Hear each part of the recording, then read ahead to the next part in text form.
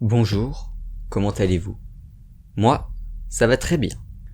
Je suis tellement content de vous présenter le premier dossier que la Fondation SCP m'a envoyé. Le voici d'ailleurs. J'ai hâte de l'ouvrir et de découvrir ce qu'il se cache à l'intérieur.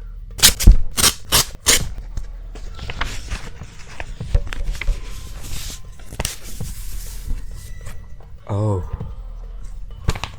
SCP-966. Sûrement un de mes préférés. Commençons par la description de ce premier SCP. Objet étudié, SCP-966, classe Euclide. SCP-966 est un ensemble de prédateurs ressemblant à des humains digitigrades, dénués de capillarité, possédant un visage allongé, de longues dents et une puissante mâchoire. Il possède sur chaque main 5 griffes dont la taille peut aller jusqu'à 20 cm. Malgré le fait que celles-ci soient aiguisées, elles sont également fragiles et se brisent facilement, les rendant peu appropriées pour le combat. Les spécimens de SCP-966 possèdent une taille variant entre 1m40 et 1m60 et pesant jusqu'à 30 kg. Physiquement, ces créatures sont faibles, possèdent des os creux et une très faible densité musculaire. Elles ne semblent pas regagner de l'énergie en dormant. À la place, elles cesseront tout mouvement à des intervalles apparemment irréguliers, reprenant une activité normale 3 à 5 minutes plus tard. Cette description ne fait pas si peur que ça, n'est-ce pas? Leur taille n'est pas vraiment importante. Ils ne pèsent quasiment rien, pas de quoi s'inquiéter, n'est-ce pas? Eh bien, vous vous trompez. Ce n'est pas pour rien que c'est un de mes SCP préférés. Les spécimens de SCP-966 ne renvoient que les ondes électromagnétiques allant de 700 nanomètres à 900 nanomètres de longueur d'onde, les rendant invisibles à l'œil nu. Cela s'applique pour tous les tissus des spécimens, quel que soit leur état. En d'autres termes, même si cette créature n'est pas si imposante que ça, elle est invisible. Et ça, c'est une grande force. Mais ça ne s'arrête pas là, elles ne sont pas que invisibles. Les spécimens se nourrissent de grands animaux, et parfois d'humains.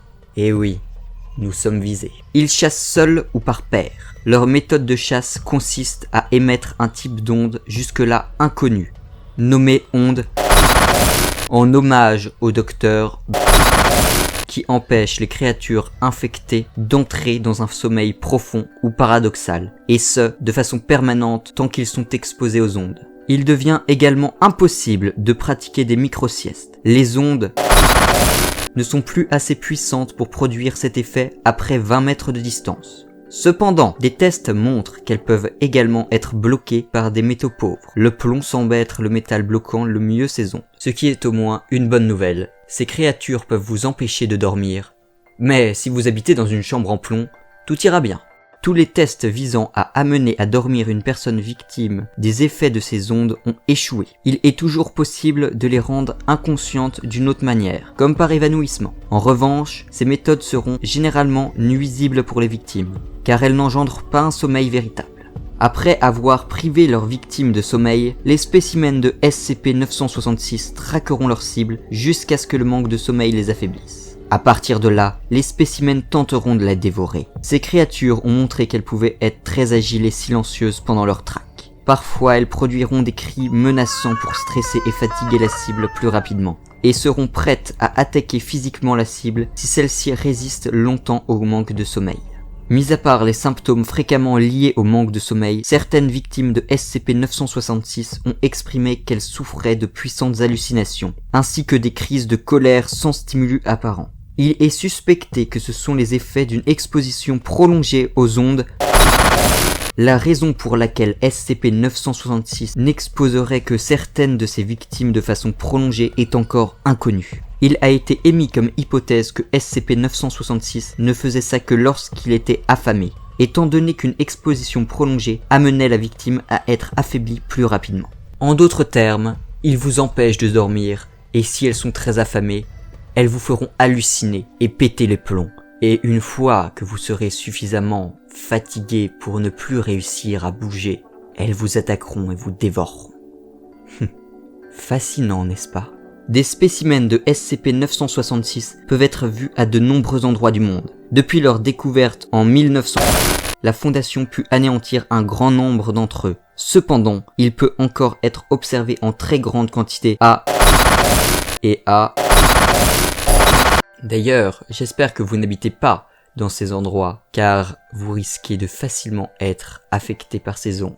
Ce serait terrible de mourir de manque de sommeil. Maintenant, venons-en aux procédures de confinement spécial de SCP-966. Procédure de confinement spécial.